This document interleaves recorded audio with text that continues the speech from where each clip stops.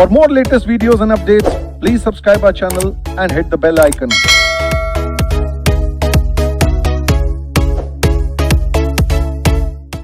आइए, हम लोगों ने इकोनॉमिक लॉ में इंटेलेक्चुअल प्रॉपर्टी राइट जो है वो स्टार्ट किया था। इंटेलेक्चुअल प्रॉपर्टी राइट के बारे में सबसे पहले हम लोगों ने बातचीत की थी कि जिस तरह से हमारे पास कोई भी फिजिकल प्रॉपर्टी जब होता है तो हम उसके ओनर होते हैं, यानी हम उस चीज का खुद इस्तेमाल करेंगे या हमारे मर्जी से ही जो है कोई उस चीज का क्या कर पाएगा, इस्तेमाल कर पाएगा। ठीक वैसे ही जब हम अपने इंटेलेक्ट से, अपने ज्ञान से, अपने नॉलेज से किसी चीज को जब हम बनाते हैं तो वैसे केस में क्या होगा, या तो आप उसके बेसिस पे पैसे कमा सकते हैं, आप उसको इस्तेमाल कर सकते हैं, या आप जिनको इसका परमिशन दीजिएगा वो कर सकते हैं। और इस तरह से हमने patent, copyright, design, geographical indication और कौन सा, ट्रेडमार्क, ये 5 एक्ट हमें पढ़ने थे। हमने किसको पढ़ना पहले शुरू किया, पेटेंट को। ये जो 5 एक्ट हमें पढ़ने हैं, ये 5 एक्ट के जरिए अलग अलग तरह के इंटेलेक्ट को प्रोटेक्ट किया जाता है। कुछ का प्रोटेक्शन पेटेंट के जरिए होता है, इधर इधर इधर, तब भी ठीक है, तब भी इधर आ जाइए, कंबल मंगवा देंगे। कुछ को जो है हम किसके जरिए प्रोटेक्ट करते हैं, नहीं तो फिर जो है वो और पीछे चले जाइए वहां पे। कुछ को जो है हम प्रोटेक्ट कर सकते हैं किसके जरिए, पेटेंट के जरिए। कुछ को किसके जरिए प्रोटेक्ट कर सकते हैं, कॉपीराइट। कुछ ऐसे चीज होंगे जिनको किनके जरिए प्रोटेक्ट करेंगे, ट्रेडमार्क। कुछ को डिजाइन और कुछ को ज्योग्राफिकल इंडिकेशन। हमने जिस चीज को पढ़ना शुरू किया वो हमारा कौन सा था, पेटेंट एक्ट। और पेटेंट एक्ट के जरिए हम कुछ चीजों को क्या करने वाले हैं, प्रोटेक्ट करने वाले हैं। कहा कि इसमें क्या प्रोटेक्ट करेंगे, तो कहा सबसे पहले पेटेंट के दायरे में वो चीज आएगा जो किस दायरे में आता हो, इन्वेंशन। कहा ठीक है भाई, अच्छी बात है। कहा इन्वेंशन किसको कहेंगे, तो कहा इन्वेंशन वो जो क्या हो, न्यू प्रोडक्ट या न्यू प्रोसेस हो। कहा ठीक है भाई, तो दुकान से नया सामान खरीद लिया, न्यू प्रोडक्ट हो गया, कहा नहीं। कहा न्यू प्रोडक्ट वो होगा जिसमें ये 2 बातें शामिल होगी। कौन कौन सी बातें, इन्वेंटिव स्टेप्स और कैपेबल ऑफ इंडस्ट्रियल एप्लीकेशन। कहा इन्वेंटिव स्टेप्स का मतलब, तो कहा ऐसा क्वालिटी, ऐसा फीचर, ऐसा गुण, ऐसा विशेषता जो उसमें एक्सपर्ट को भी नहीं पता हो। अगर कोई इलेक्ट्रिकल्स या इलेक्ट्रॉनिक इंजीनियर है तो उसको भी नहीं पता हो इस तरह के चीज के बारे में जिससे व्हाइट लाइट आ सकती हो। कहा वो हुए एक्सपर्ट। ये नहीं कि एक रिक्शा वाला, उसे तो उसके लिए तो बहुत सारा चीज क्या है दुनिया में, नया ही है, वो तो केमिकल के बारे में जानता ही नहीं, किसी 2 केमिकल को मिला दिया वो बोलेगा सब बहुत अच्छा है।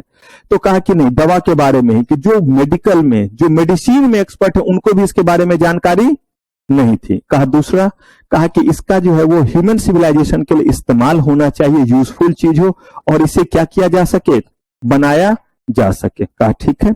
अगर ऐसा है तो उन्होंने कहा कि कुछ लिस्ट दिया और कहा कि ये चूंकि लॉ के अगेंस्ट है इसीलिए इस पे हम पेटेंट नहीं देंगे, अदरवाइज जो भी चीज जो है वो इन्वेंशन के दायरे में आएगा जिसमें ये दोनों क्वालिटी रहेगी। कौन कौन सी क्वालिटी, इन्वेंटिव स्टेप्स और कुछ नया जो किसी को ना पता हो और जिसका ह्यूमन के लिए क्या हो, यूज हो, बकवास चीज नहीं उसको। कहा ठीक है। अब इसको जब हम पेटेंट लेने के लिए जाएंगे तो 2 बातें हैं। कहा पहली बात यह है कि चीज तैयार हो गया है या पूरे तरह से तैयार नहीं है। अगर पूरे तरह से तैयार है तो हम कंप्लीट स्पेसिफिकेशन के साथ जाएंगे, और पूरे तरह से तैयार नहीं है तो किसके साथ जाएंगे, प्रोविजनल स्पेसिफिकेशन, जिसमें हम बताएंगे कि हम कोरोना का जो है वो वैक्सीन बनाने वाले हैं, बनाया नहीं है। अगर हमने बना लिया तो हम कंप्लीट स्पेसिफिकेशन के साथ जाएंगे और बोलेंगे कि हमने वैक्सीन बना लिया, लेकिन ये मेरा जो है वो 12 साल से जो ऊपर के बच्चों को लगेगा या 18 साल से ज्यादा उम्र के लिए, कंप्लीट डिटेल बताएंगे। लेकिन जब प्रोविजनल स्पेसिफिकेशन के साथ जाएंगे तो ऐसा कुछ नहीं बताएंगे, क्योंकि अभी हमारा ना बन के तैयार नहीं हुआ तो हमने उसको टेस्ट ही नहीं किया है। तो कंप्लीट स्पेसिफिकेशन और प्रोविजनल स्पेसिफिकेशन में बस अंतर इतना ही है कि प्रोविजनल स्पेसिफिकेशन के जरिए आप जगह ऑक्यूपाई कर सकते। कल के डेट में अगर आप प्रोविजनल स्पेसिफिकेशन लिए हुए थे और कोई कंप्लीट स्पेसिफिकेशन दोनों के साथ एक साथ अगर आता है तो कहा कि अगर एक साथ आएगा तो जिसने पहले प्रोविजनल स्पेसिफिकेशन लिया था उसको हम पेटेंट देंगे। लेकिन कहा कि प्रोविजनल स्पेसिफिकेशन लेकर के बंदा सो गया, बोला कोरोना का वैक्सीन बनाने वाला हूं और मेरे करण अर्जुन आएंगे वाला हाल हो गया। तब तक कोई दूसरा बंदा आया और उसने पूरी तरह से बना करके अपना रिपोर्ट सबमिट कर दिया। कहा बिल्कुल ठीक है, अगर जिसने पहले कर दिया उसको मिलेगा, लेकिन अगर दोनों साथ आता है तो उस केस में किसको हम प्रायोरिटी देंगे, प्रोविजनल। नुकसान भी है, जिस दिन आपने प्रोविजनल स्पेसिफिकेशन के साथ अप्लाई कर दिया और जब आप पूरे तरह से बना लेंगे तो जिस दिन आपने प्रोविजनल स्पेसिफिकेशन से अप्लाई किया था उसी दिन से कितने दिन का आपको लाइसेंस मिलेगा। तो अगर मान लीजिए कि आपने जो है वो आज प्रोविजनल स्पेसिफिकेशन फाइल कर दिया कोरोना वैक्सीन का और 2 साल और बनाने में लग गए, मिलेगा 2 साल बाद पेटेंट, लेकिन 2 साल बाद जो मिलेगा वो मिलेगा आज के ही डेट से, यानी ये 2 साल का मॉनेटरी बेनिफिट आपको नहीं मिला। इस 20 में से अब 18 साल ही तो बचा, 2 साल तो बीत गया बनाने में ही, तो ये 18 साल जो आपके पास बचा इसी में आप क्या कर पाएंगे, उसका मॉनेटरी बेनिफिट ले पाएंगे। लेकिन फिर खतरा भी है, अगर तब तक कोई और आ गया या कोई आपसे छीन उन लिया तो वो नहीं कर पाएगा क्योंकि आपका प्रोविजनल स्पेसिफिकेशन लिया हुआ है। इसके बाद हमने देखा था क्या प्रोसीजर है किस चीज का, पेटेंट को एक्वायर करने का। हमने देखा था कि या तो आप कंप्लीट स्पेसिफिकेशन से आएंगे या किससे आएंगे, प्रोविजनल, साथ में एप्लीकेशन फॉर्म और क्या लगाएंगे, एप्लीकेशन फी। ये जब आप देंगे कंट्रोलर ऑफ पेटेंट को तो कहा गया कि या तो जिसने इन्वेंट किया वो खुद चला जाए, बूढ़ा आदमी है, साइंटिस्ट है, 60 साल का है, उसने किसी को बोल दिया ये ले पैसे, ये ले एप्लीकेशन फॉर्म मैंने भर दिया और ये लो कंप्लीट या प्रोविजनल स्पेसिफिकेशन इसके साथ जाकर के जमा कर दो, तो कर सकता है वो बंदा क्या कहलाएगा, असाइंड। इतना खुश हुआ वैक्सीन बना करके कि खुशी मिली इतने की मन में ना समाये, निकल पड़ा। ऐसे केस में कौन जा सकता है, लीगल हायर। जब भी ये फाइल किया जाएगा कंट्रोलर ऑफ पेटेंट सारी चीज की जांच करेंगे कि ये सही है या नहीं है, और उसके बाद आम जनता को बोलेंगे कि बताइए आपको इसमें कोई आपत्ति है, लोगों को पूछेंगे, लोगों के पास कितना समय है, 3 महीने का। ये नहीं कि बोलेंगे बताता हूं रुको जरा सब्र करो, बोला ज्यादा नहीं, कितने दिन का सब्र, 3 मंथ्स।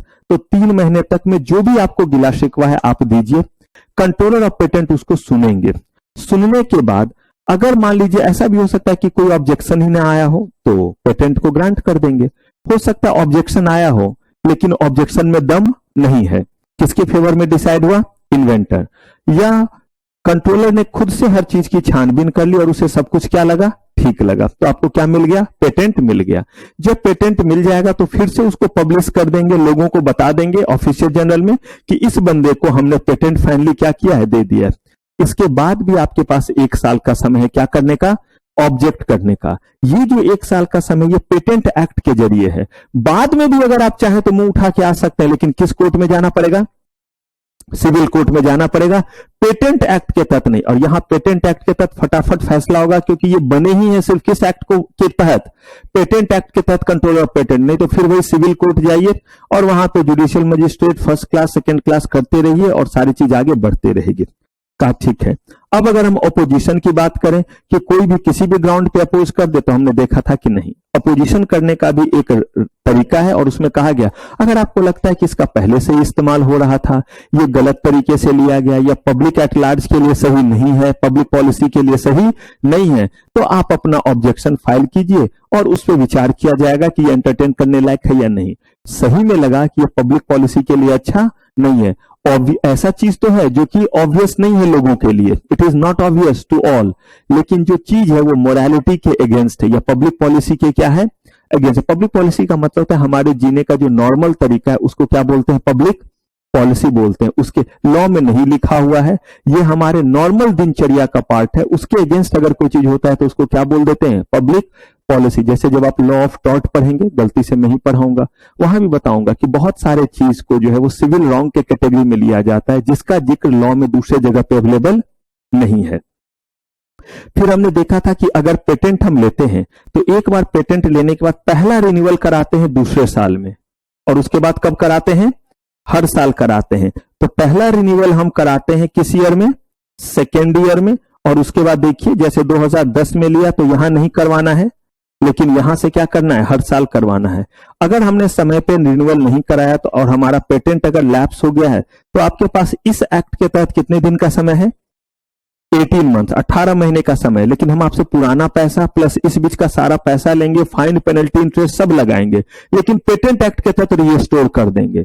उसके बाद अगर आते तो पेटेंट एक्ट में रिलीफ नहीं मिलेगा, फिर कहां जाइए, सिविल कोर्ट में जाइए, लड़ाइयां लड़ती रहिए, उनको ठीक लगा तो रिस्टोर कर देंगे, नहीं लगा तो रिस्टोर नहीं करेंगे। लेकिन एक खतरा है, जब भी आप लैप्स हो जाने के बाद आएंगे रिस्टोर कराने के लिए तो हम दोबारा से लोगों को इसी एक्ट के तहत दोबारा मौका देंगे, क्या डायल करने का, ऑब्जेक्शन। वैसे तो ऑब्जेक्शन का दौर देखिए यहां पे खत्म हो गया था, आप रिलैक्स थे कि चलो भाई अब हमारा पेटेंट बिंदास 20 साल तक चलेगा, ऑब्जेक्शन वगैरह का दौर खत्म हो गया। लेकिन अगर कहीं लैप्स हो गया था तो उस केस में क्या होगा, एक बार दोबारा उनको मौका मिल गया ऑब्जेक्शन क्या करने का, रेज करने का।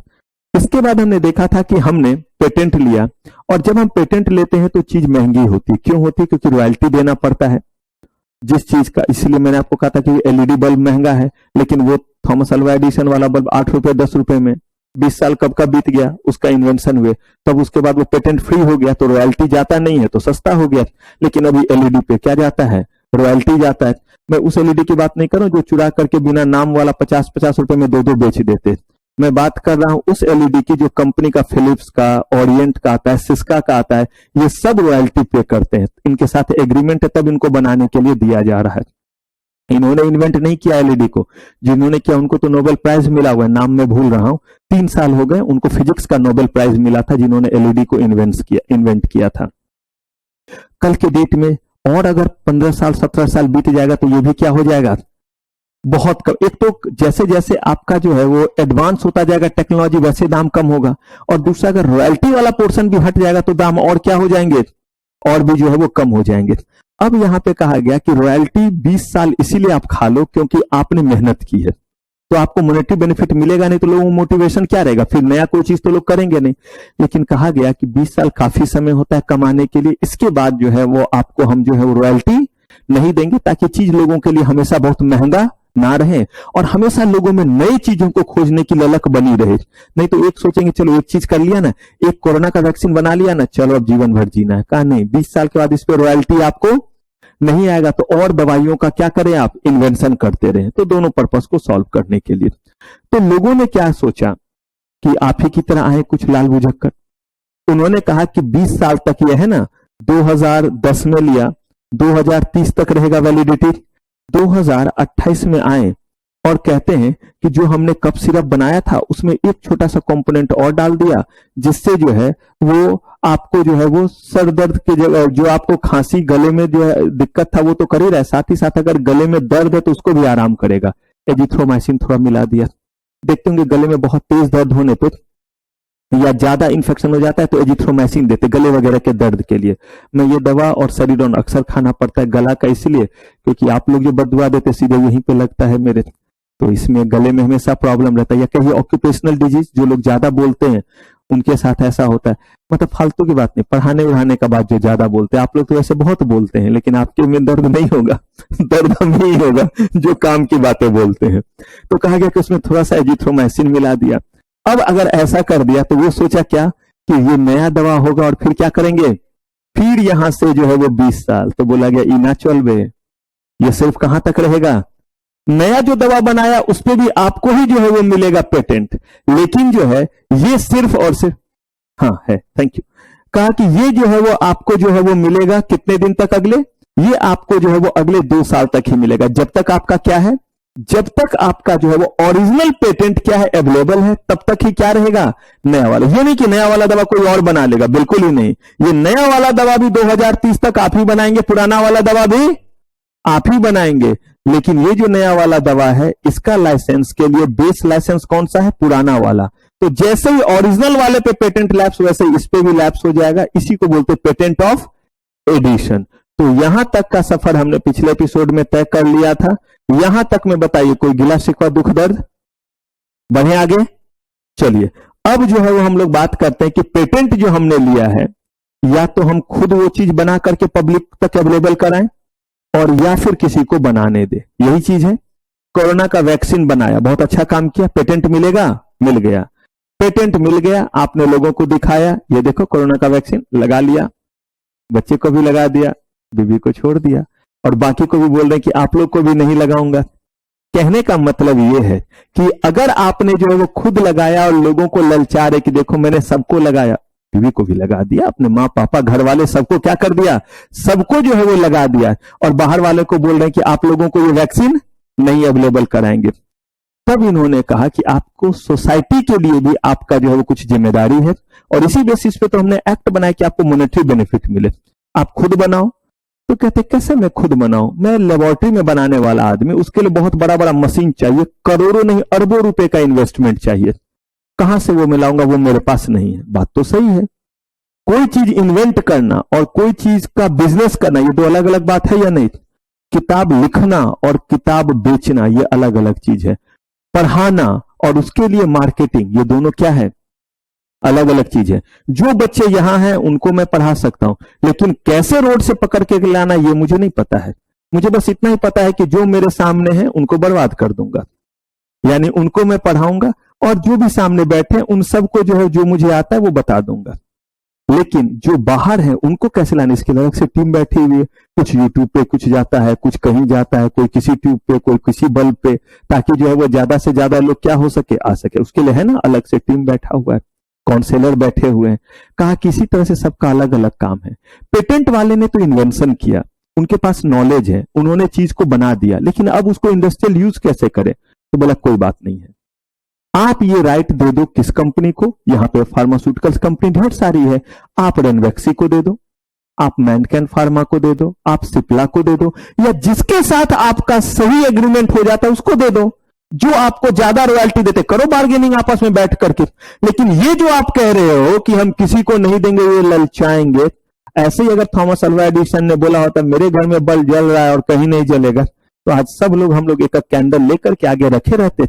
और इतना जो क्रेज बना हुआ कैंडल लाइट डिनर का, बाय गॉड, कैंडल देखते ही खाने से उल्टी हो जाता, क्योंकि दिन भर जो है कैंडल में ही अगर रहना पड़ता तो लालटेन में ही। आजकल शौकिया तौर पे ढाबा वगैरह में लालटेन जलता है, देखें पुराने जमाने वाला लालटेन, और उसमें लोग खा रहे होते। और हमें याद है एक लालटेन के सामने तीनों भाई बहन बैठ करके पढ़ते थे, ताकि जो मिट्टी का तेल ज्यादा जो है वो खर्च ना हो। तो कहते हैं ना, जब कोई चीज जो है वो खत्म हो जाता है तो वो किसका पार्ट बन जाता है? फैशन का पार्ट। जब तक माँ बाप जिंदा रहेंगे तब तक उनकी कदर नहीं रहेगी, लेकिन जब वो नहीं अवेलेबल रहेंगे तब उसके बाद देखिएगा डीपी में लगा लगा करके, इसमें लगा लगा करके, और दोस्तों को सुनाते रहे कि आज उनका पुण्यतिथि है तो आज उनका बर्थडे है। जब तक जिंदा थे तब तक बर्थडे पे विश करना याद नहीं रहा, और अब जब नहीं है तो दुनिया भर का ढकोसला कर रहे हैं, तो फोटो लगा रहे, तो घर में आयोजन कर रहे। जो कर रहे उनके लिए, मैं बस एक जनरल कन्वर्सेशन कर रहा हूं, किसी इंडिविजुअल पे नहीं कह रहा हूं। कहने का मतलब बस इतना ही है कि जैसे ही जो है वो आपने चीजों को बनाया, आपको वो लोगों को क्या करना होगा? अवेलेबल करना पड़ेगा। तो या तो आप उनके साथ बार्गेन करके कीजिए, और नहीं तो ये नहीं हो सकता कि ना जो है वो बनाएंगे और ना किसी को बनाने देंगे। तब वैसे केस में हम जबरदस्ती, रेगुलेटरी बॉडी बीच में आएगी, जबरदस्ती आपका लाइसेंस जो है वो किसी दूसरे को दे दिया जाएगा कि ये लो लाइसेंस, क्योंकि सारा चीज तो आपने बताया है किनको? पेटेंट कंट्रोलर को, तभी ना लाइसेंस मिला है। सब लिखना पड़ता है फॉर्मूला में, क्या है, कितना बनाया, किस एज ग्रुप के लिए, कितना अच्छा कितना खराब, सब क्या करना पड़ता है? बताना पड़ता है। तो ये सारी चीज आपने क्या कर दी? सारी चीज आपने तो बता दी। अब वहां से हम डायरेक्टली उसे क्या करेंगे? किसको दे देंगे? वो डायरेक्टली जो है वो गवर्नमेंट वो दे देगी, ऑक्शन करेगी और लोगों को बुलाएगी कि बताओ कौन कितना देगा, और उस समय रॉयल्टी कौन तय करेगा? हाँ जी, रॉयल्टी तय उस समय गवर्नमेंट करेगा, जिसका पेटेंट है वो नहीं। अपने से अगर आपने ढूंढ लिया, रेनवैक्सी, फाइजर, सबको बुलाया, रेनवैक्सी भी आ गए, सिप्ला आ गए, फाइजर आ गए, मैनकैन फार्मा आ गए, सब लोग आ गए, और अब बोला कि बताइए आप कितना रॉयल्टी देंगे? एक वैक्सीन पे 50 रुपया, आप 53, आप 54, आप 60 दे रहे हैं, सोच लीजिए, नहीं ठीक है 65, 66, ऐसे करके होगा, क्योंकि मैं बोली के लिए बुलाऊंगा। ठीक वैसे जैसे बुक मैंने बोला था, पहले पियर्सन पे था, अब किस पे देना है? टैक्समैन पे। पूछा भाई आप कितना रॉयल्टी दोगे और आप कितना रॉयल्टी दोगे? आप कितना बेचने का कमिटमेंट करते हो? तो हम उतना पीस तो जरूर पहुंचा देंगे लोगों तक मार्केट करके। आप सर हमसे इतना ही हो पाएगा, तो तू मर, तू कितना, तो इतने तक। रॉयल्टी कौन ज्यादा देगा? सर हम 2% ज्यादा देंगे, गरीब आदमी को आम भी खाने को मिल जाएगा, अभी तो रोटी दाल से काम चल रहे हैं, तो 2% बढ़ेगा तो हम भी जाते हुए आम और लीची, मुजफ्फरपुर का शाही लीची खा लेंगे। नकली वाला आता है, अच्छा वाला नहीं लाता है। एनीवे, कहने का मतलब यह हुआ कि आप अपने तरीके से क्या कीजिए, आप अपने तरीके से उसका कंप्लीट निगोशिएशन कीजिए, अगर अपनी मर्जी से गए हैं तो। और नहीं तो गवर्नमेंट जो है वो क्या करेगी? खुद रॉयल्टी तय कर, लेकिन रॉयल्टी आपको देगी। और वही हुआ ना कि आपको रॉयल्टी दे दी, बोली कि आपका चीज बन रहा है, कोरोना वैक्सीन बन रहा है, तो वो तो पेटेंट में ना, पेटेंट आपके नाम से ही रहेगा। लेकिन कंपल्सरली हमने किसी को लाइसेंस दे दिया है और हर वैक्सीन पे आपको इतना मिलेगा और आपके पास कंप्लीट अकाउंट आता रहेगा। क्लियर है? लेकिन जब भी हम किसी को कंपल्सरी जो है वो लाइसेंस देंगे तो कहीं ना कहीं थोड़ा टाइम पहले देना होगा कि नहीं? किस पर्सन को? जो पर्सन ने क्या किया, इन्वेंट किया है। अगर वो कहता है कि मेरे में एंटरप्रेन्योरशिप क्वालिटी है और मैं शार्क टैंक पे जा ही रहा हूं और वहां पे जाकर के क्या करने वाला हूं, वहां पे अपने चीज का डेमो दूंगा, मुझे फटाक से पैसे आएंगे और मैं अपना प्रोडक्शन खुद से क्या कर दूंगा, शुरू कर दूंगा। अभी अगर इन कंपनीज को दूंगा तो ये तो मुझे रॉयल्टी में इतना ही देंगे, बाद में अगर मेरी ही कंपनी रही तो पूरा का पूरा प्रॉफिट मार्जिन मेरा हुआ या नहीं हुआ। अगर ऐसा है तो हम उनको टाइम जरूर देंगे, लेकिन टोटली डिपेंड करता है कि ये कितना जो है वो अर्जेंट नेसेसिटी का क्या है, चीज है। यानी पेटेंट ललचाने के लिए नहीं है। एक आपको दुखभरी कहानी सच्ची सुनाऊं। छोटे में मुझे जो है वो चॉकलेट मिलता था, मेरे भाई को मिला और मेरी बहन को। 2 भाई 1 बहन, सबसे बड़ा मैं भाई बहन में, मुझसे छोटा भाई, बहन सबसे छोटी। मुझे जो मान लीजिए चॉकलेट मिला तो मैं खाता था मॉडरेट स्पीड से। मॉडरेट स्पीड का मतलब है मिला, रैपर वगैरह खोला, खाया, जैसे नॉर्मल खाते हैं। चॉकलेट हो या टॉफी जो भी हो, छोटा वाला मिलता तो उसको जो कहते हो मैं कंफ्यूज कर जाता हूं। वो 50 पैसा वाला जो होता है ना, वो सब मॉर्टेन और वो सब चलता था, वो मिलता था। तो टॉफी तो जो है, जो भी चॉकलेट टॉफी जो हुआ, चॉकलेट बोल दिया, थोड़ी मेरी भी इज्जत बढ़ गई कि बड़े आदमी है, चॉकलेट खाते होंगे। तो अब जो है वो जो चॉकलेट टॉफी मिला खा लिया। मेरे भाई को मिलता था तो पता ही नहीं चलता था कि भाई को मिला या नहीं मिला, कब उसे मिला, कब पेट में गया, कब खत्म हो गया, किसी को नहीं पता चलता था। एक रहस्य रहता था। बस ऐसे दिखता था कि जा रहा है चॉकलेट, कब गया, कब खुला, खत्म, सब खत्म। कुछ भी नहीं पता चल रहा है कि उसने क्या किया है, खाया है। सिर्फ अगर पोस्टमार्टम होता तो ही पता चलता, उसके अलावा और कोई तरीका नहीं था। मेरी सिस्टर को जो मिलता था, बहन को जो मिलता था, वो क्या करती थी, बदमाश कम नहीं। आज उसका मैरिज एनिवर्सरी भी है मेरे सिस्टर का, अभी बोल रहा हूं तो इसलिए ध्यान आ गया। तो उसको जो मिलता था तो वो जो है वो ऐसे करके टॉफी ली, रैपर लगा हुआ वही टॉफी होता था, सॉरी, तो ऐसे से आराम से खुलता था और ऐसे करके जो है वो खोल रही। आहा, कितना कुरकुर कुरकुर आवाज करता है, कितना अच्छा लगता है इसका आवाज। वो भाई को ना बेसिकली जो ललचा रही होती थी। और भाई कैसे देख रहा है, तो ये समझिए मैं आपका टीचर नहीं, मैं भाई हूं, मतलब छोटा भाई मेरा। और देखिए कैसे देख रहा है। वहां पे मान लीजिए अगर बाबा जी जो है वो चॉकलेट खोल रही, तो देखिए मेरा भाई कैसे, ये ऐसे ऐसे मुंह हो रहा है, क्यों नहीं, कुछ लालच जैसा जो आता है। और वो जो है वो आराम से वो देख रही कि भाई देख रहा है, लेकिन भाई की तरफ नहीं देख रही।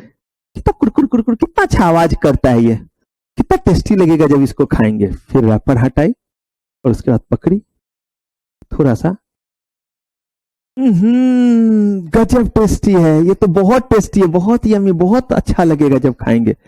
अब जो है वो भाई जो है वो कह रहा है, छोटी दे, छोटी उसका नाम नहीं, ऐवी, छोटी दे, प्यारी बहन दे, अच्छी बहन दे, गुड़िया दे, इनमें से कोई उसका नाम नहीं, लेकिन दे। और इससे पहले जब भी बात होता था सफिक्स और प्रीफिक्स के साथ, आगे आप खुद समझदार हैं कि क्या क्या सफिक्स प्रीफिक्स पीछे लगता होगा। तो जो है वो सब जो है जो हो सकता था चलने लायक, एक नॉर्मल जो है वो सोशल फैमिली में जो चल सकता है, तो वो जो है वो सब चलता रहता था। तो उसके साथ ही बुलाया जाता था। अब जो है वो दे नहीं, अब देखिए उसका टस, वो चाहती थी कि मांगे ताकि ये बेइज्जत करे। तो अपना तो खा लिया भुक्खड़ कहीं का, जब अपना आया तो खा लिया। मेरे समय में ऐसे करे, लालची कहीं का, भुक्खड़ कहीं का, जा अपना खा, मेरा मतलब। फिर एक बार मांगा, फिर एक बार मांगा, फिर वो ऐसे करे। आहा, कितना अच्छा, नहीं है हाथ में। और भाई के भी किस पार्ट में नहीं पता, कहां से कहां पहुंच गया होगा। ओनली पास जो पोस्टमार्टम बता सकता है कि 2 खाया है, एक अपना और एक ये वाला। तो ललचाने का परिणाम क्या हुआ, अगर वो तोड़ के दे दी होती तो खुद भी खाती और वो भी, और या क्या कर लेती, खा लेती। ना खाई ना दी, ललचा रही थी तो मिला कुछ। ठीक वैसे ही बोला गया कि ये जो आपका पेटेंट है ये ललचाने के लिए नहीं है, बल्कि किस चीज के लिए है, या तो खुद बनाइए और नहीं तो क्या कीजिए, इसको वॉलंटरी का मतलब क्या हुआ, अपनी मर्जी से किसी को क्या दे दीजिए, लाइसेंस दे, और जब अपनी मर्जी से दीजिएगा तो टर्म्स कंडीशन पे आप बात कर लीजिए कितने दिन के लिए। ऐसा भी हो सकता है कि आपने बोला कि 5,000 पीस जो है वो सिप्ला बनाएंगे और 5,000 पीस फाइजर बनाएंगे, 5,000 पीस जो है वो रेनवैक्सी और 5,000 पीस जो है मैनकाइंड फार्मा, और कह दिया कि आप नॉर्थ इंडिया में साउथ इंडिया में ऐसे करके पार्ट बांट दिया। मतलब जैसे करके करना है वो आप कीजिए, नहीं तो फिर आप बोलिए कि पूरा का पूरा इंडिया प्लस इंटरनेशनल मार्केट का राइट जो है वो किसी एक को दे दीजिए। पॉसिबल? तो अब अगर ऐसा नहीं किया तो उस केस में कौन तय करेंगे? लेकिन इन्होंने यहां वर्ड साफ लिखा है, patent is for use not for what. इकट्ठा करके रखने के लिए नहीं है, जमा करके रखने के लिए जो है वो पेटेंट आपका नहीं है, बल्कि पेटेंट किस चीज के लिए है? आप लोगों तक इसको क्या कीजिए? पहुंचाइए, लोगों तक इसको क्या कीजिए? अवेलेबल कीजिए। लेकिन यहां पे इन्होंने दिया है एप्लीकेशन फॉर कंपलसरी लाइसेंसिंग। ये कौन कर सकता है? अगर मान लीजिए कि ना मैंने सिप्ला कंपनी को दिया कोरोना का वैक्सीन बनाने के लिए और मैंने कोरोना का वैक्सीन निकाल लिया, ना मैनकाइंड फार्मा को दिया, ना रेनवैक्सी को दिया, तो ये लोग गवर्नमेंट के पास जा सकते हैं और कह सकते हैं कि हमें कंपलसरी क्या दिलाओ। लेकिन इस चीज के लिए समय दिया गया और कहा गया कि 3 साल का समय दिया गया। ये मुझे दिया गया क्योंकि हो सकता है कि शायद मैं अपना बिजनेस क्या करूं? खुद से करूं। शायद मैं जो है ये दवा खुद से बनाऊं, खुद से पैसे मैनेज करूं, और उसके बाद अभी इन्वेंट किया है, कल को इन सारी दवाओं को क्या करूं? मार्केट में मैं भी पहुंचाऊं, मैं अपना एक फार्मास्यूटिकल्स कंपनी बना लूं। तो इन्होंने कहा कितने दिन का समय दिया? 3 साल। बट ये 3 साल डिपेंड करता है चीज कितना क्या है, अर्जेंट नेसेसिटी का है। अगर ये सही में मैं कोरोना वैक्सीन की बात करूं और कोरोना का वैक्सीन कोई बना लेता और बोलता कि मैं ये किसी को अवेलेबल नहीं कराऊंगा, और कितना साल का समय लेता? यकीन मानिए उसे एक बार में 3 टीका लगाते और इमीडिएटली लोगों तक क्या किया जाता, इसे पहुंचाया जाता। इन जन हमने 3 साल का टाइम रखा है, बट अर्जेंट नेसेसिटी के केस में इट कैन बी चेंज। तो क्लियर है असाइनमेंट? असाइनमेंट और लाइसेंसिंग का मतलब क्या है? पेटेंट आपका है, आप किसी को खुद से दे दीजिए बनाने के लिए और बदले में क्या लीजिए उनसे, और रॉयल्टी के टर्म्स कंडीशन आप खुद तय कीजिए, एरिया आप तय कीजिए, लोकेलिटी आप तय कीजिए, कितना पीस बनाएगा आप तय कीजिए, समय कितने दिन का है वो आप तय कीजिए। अगर आपने ऐसा कुछ नहीं किया तो कौन तय करेगा?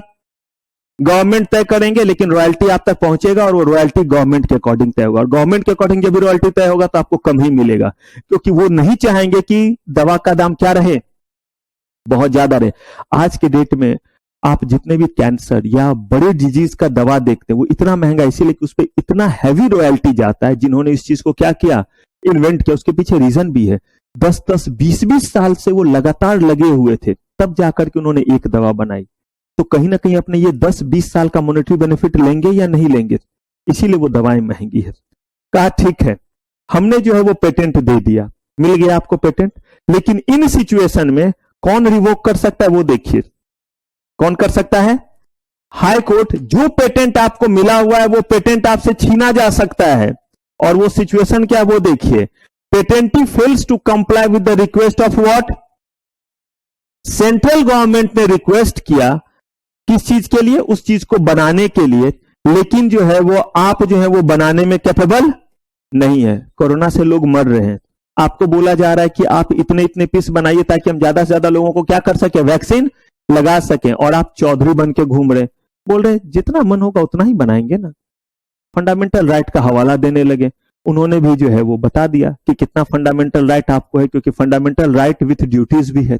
तो उन्होंने यहां पे बोला कि ऐसे केस में हाईकोर्ट आपके पेटेंट को क्या कर देगी, और एक बार रिवोक कर दी, इसका मतलब there is no more patent, और सबके बीच में प्रसाद बांट देगी। अब सिप्ला भी बनाएगी, रेनवैक्सी भी बनाएगी, और कहीं कुछ आपको मिलने वाला नहीं है। उस पर से पेटेंट क्या कर देगी, खत्म कर देगी। तो बिल्कुल वैसे जैसे आज बल्ब पे पेटेंट नहीं तो हर कंपनी बना रही और 8-10 रुपए में मिल रहा है ना, ठीक वैसे ही पेटेंट खत्म, अब सारी कंपनी फ्री है उस चीज को क्या करने के लिए, बनाने के लिए। अपना कंपटीशन बेसिस पे जो है वो बेचते रहेगी। If patent is not reasonably worked with in 2 years after compulsory licensing.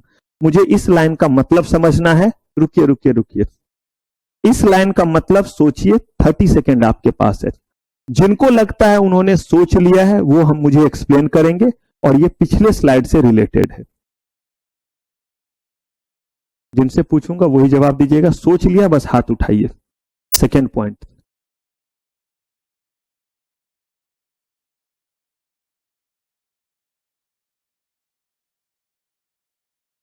चलिए बताइए मानसी।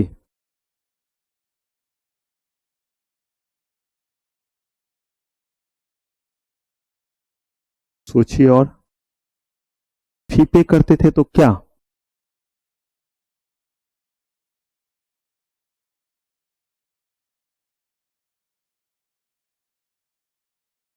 नहीं बच्चे वो नहीं है, कुछ और मामला है, और सोचिए। हाँ,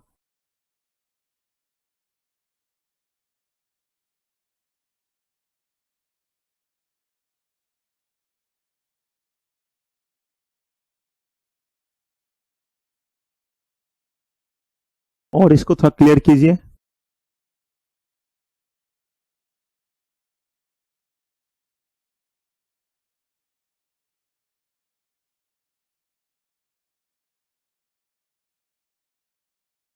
थोड़ा और क्लैरिटी चाहिए, ठीक है। हाँ, लास्ट, हाँ बोला हूं कि लास्ट वाला जो इनका बात है उसके बाद आगे बढ़िए।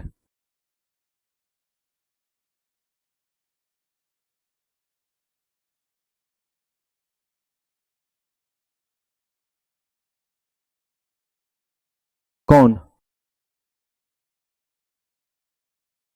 और कुछ? हाँ हाँ, बस ये चीज ध्यान रखना है। एक तो पहला नालायक निकला वो जिसने इन्वेंशन किया, और वो चीजों को नहीं बनाया तो हमने कंपलसरी लाइसेंस किसी और को दे दिया। मैंने बनाया जो है वो कोरोना का वैक्सीन, और मैं नहीं मार्केट में पहुंचा रहा हूं, तो वैसे केस में जो कंपलसरी लाइसेंस दे दिया गया, और कंपलसरी लाइसेंस दे दिया गया सिप्ला कंपनी को, जिसके मालिक बाबा जी हैं।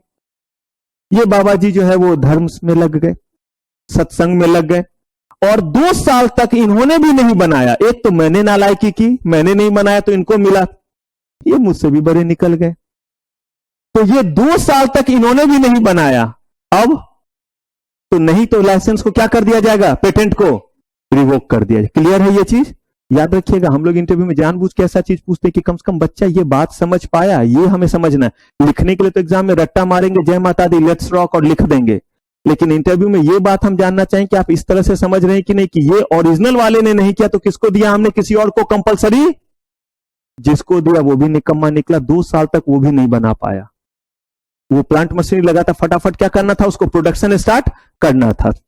आइए, if it is exercise in what, to the country prejudicial to the public interest. आप मिसचीवियस यानी गलत तरीके से, रहस्यमय तरीके से चीजों को कर रहे हैं, और कर क्या रहे हैं, इससे हो सकता है अपने इनेमी कंट्री को या लोगों तक जो है वो गलत तरीके से पहुंचा रहे। जैसे हो सकता है अगर मान लीजिए कि चाइना या पाकिस्तान के साथ हमारे रिलेशन नहीं अच्छे हैं, तो आपको दिया, आप जितना यहां बना रहे उससे ज्यादा बना बना करके वहां पे क्या कर रहे हैं, सप्लाई कर रहे हैं। कहा गया अगर ऐसा कुछ कर रहे तो हम पेटेंट को क्या कर देंगे, रिवोक कर देंगे। CG can also remove the patent, ये हर केस में अवेलेबल है।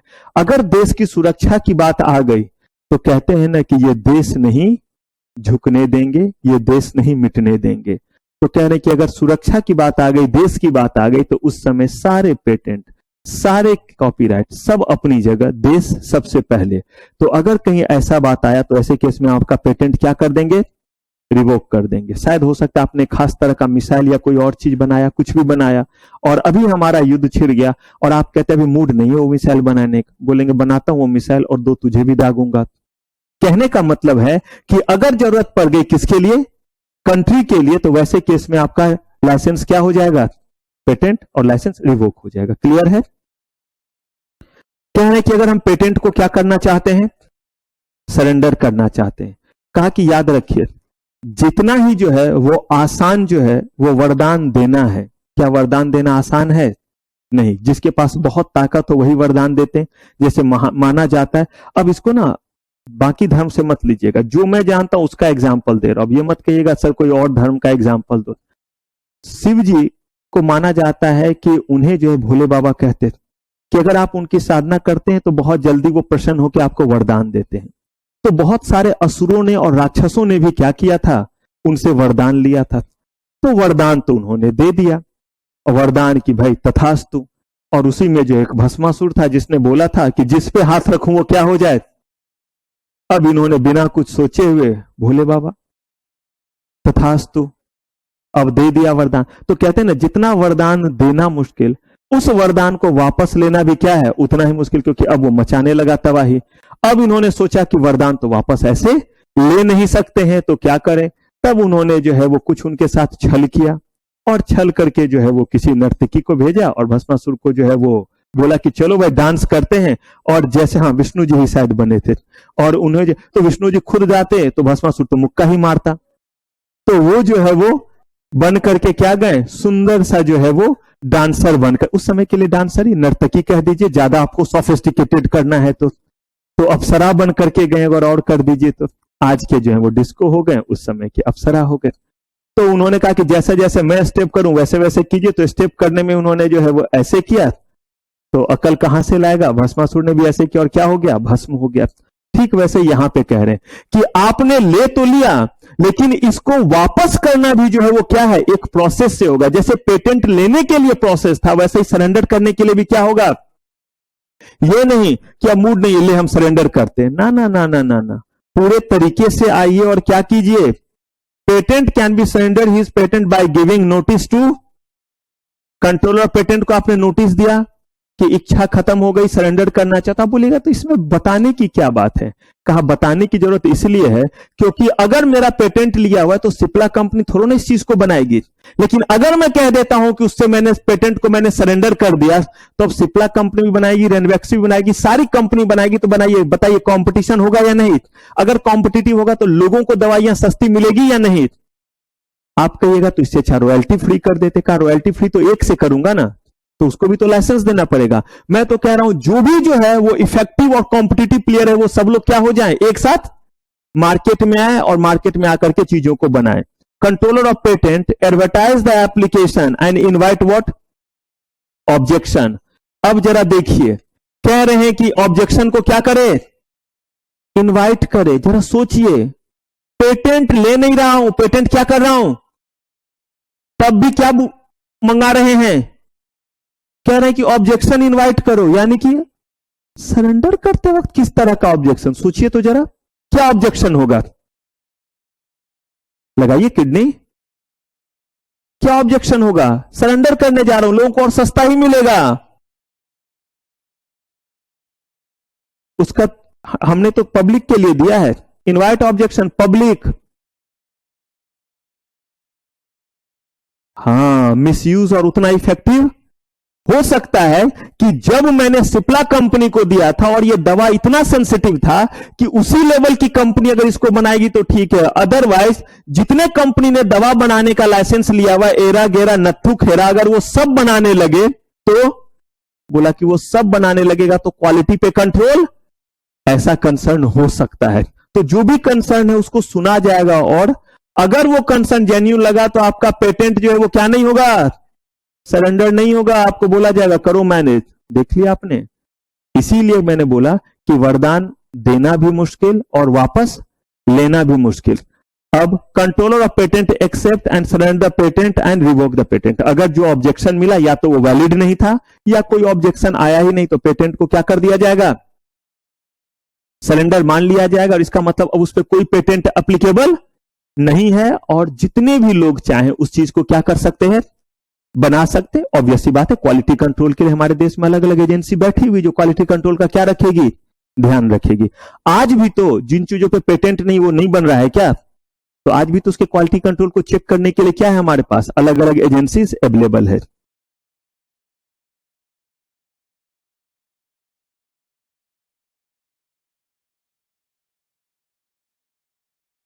सबका डन।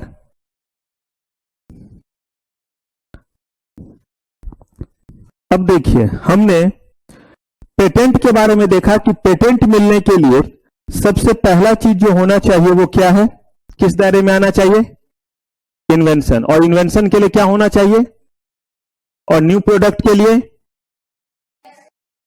ठीक है। अगर ये दोनों चीजें हैं और पब्लिक पॉलिसी के अगेंस्ट नहीं है तो आपको क्या मिलेगा।